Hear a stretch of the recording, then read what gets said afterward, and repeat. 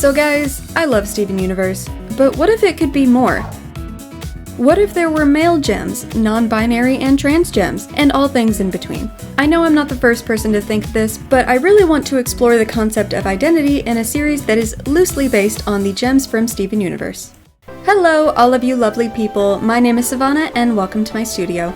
So first of all, I just want to say thank you to everyone who watches my videos because dude, my Zoltanite short blew the heck up. As of recording, it is up to 26,000 views. That is insane. So from the bottom of my heart, thank you. Thank you to everyone who watched, commented, and subscribed because of the short. I know I do a lot of different stuff here, but for all of you newcomers, I just want to say, well, wow. For one, thank you for joining.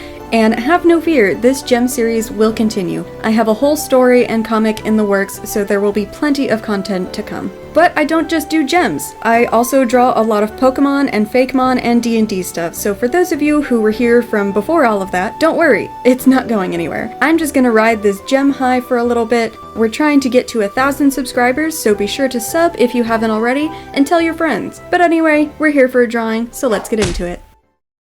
Here we have our first true male gem, Obsidian. I got a few comments on the Zoltanite short saying, or rather asking, but wait, aren't all gems female presenting? And yes, in Steven Universe the show, they are. But this is my own little universe of characters with a completely original world and story, just loosely based on the idea of gemstone humanoid aliens. I'm still going to be using Steven Universe in the title though for clickbait and recognition, and because this did start out as a Steven Universe fanfic. But anyway, back to Obsidian. This first style does not stay because I changed direction a little bit after drawing a few more gems, and this first rendition just looked a little too young and not what I was really going for.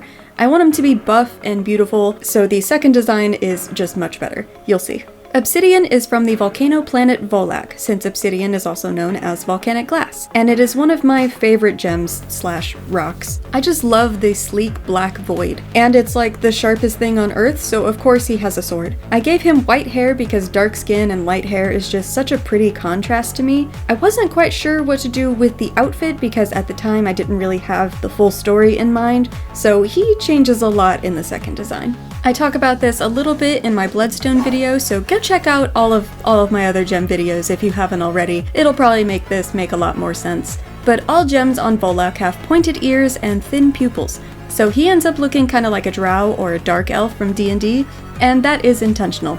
I love me some drow. He is also one of the love interests to Jade because this is an epic fantasy romance story. He looks like an edgy bad boy, but he is actually the sweetest puppy. As much as I want to explore the concepts of gender and identity, I will also be focusing a lot on relationship dynamics and how all of that plays into society. I'm here to break all of the rules because I can, but I'll talk about that more in another video. So I didn't go all the way as to finishing, like fully completing and rendering this first version of Obsidian, but I do, do all of the line work and figure out the colors, but that all goes away. This new version of Obsidian basically looks like a superhero. All gems have magical powers that manifest in different ways.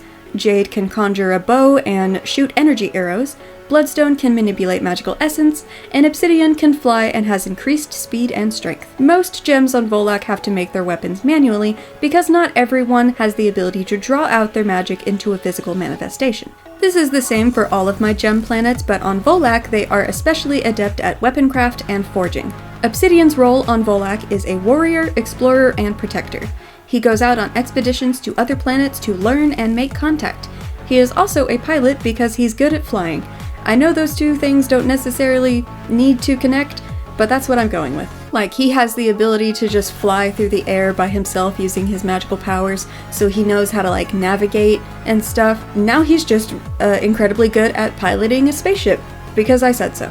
He's awesome and I love him and I just had to make him hot. Also, most fire-based gems on Volak have a passive ability to heat things up, so he never gets cold and he's usually very warm to the touch. Volcanic glass and all of that. He also has a scar on his face that is meant to look like a crack in a geode or crystal because the gems are not made of light like in Steven Universe. They are instead made of a weird fleshy stone. So while they look and feel soft like the skin of a human, they are actually solid gemstones. Don't think too much about how the anatomy works, it's magic and I can do whatever I want. But where you see the cracks of the scar, the flesh that's underneath is hard and solid like a cut gemstone. He got this scar while fighting with one of his siblings, Jet, who you will see a bit later.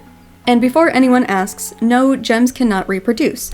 All gems are created by their respective planet, but on Volak they form family groups. So Obsidian has a few siblings, which are mostly some variation of Obsidian because there is a lot. He, however, is just the base black Obsidian, the same as his father. Also on Volak, gems are not one of a kind, so to speak, like with Jade on Xoldas. On Xoldas, there is only ever one of each, but on Volak there can be multiple of the same kind of gem. But they are not copies, they are still their own unique people. I suppose it's kind of the same in Steven Universe, like all of the amethysts, pearls, and rose quartzes have different personalities, but they all have the same general design and body plan. No two gems will look the same, with some exceptions, but I won't get into that right now.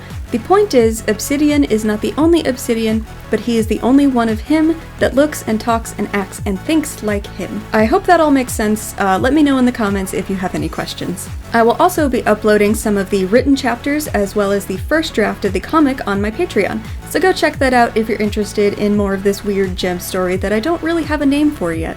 His gem shape is based on an actual obsidian stone that I have, and I put it on his shoulder to mirror another character that you will see next time. I haven't yet decided if the placement is going to have special meaning, but I want it to. I just don't know what those meanings are yet. Maybe the shoulder symbolizes strength and compassion or something. Strong arms, a shoulder to lean on or cry on, that sort of thing.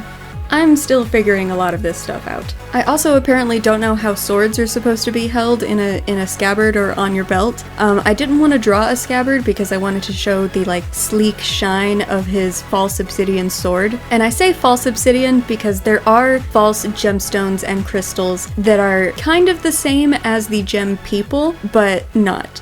They are created from the planets, but they are not sentient, and therefore they're called false gems, and they are often used for jewelry and weapons and all sorts of other things.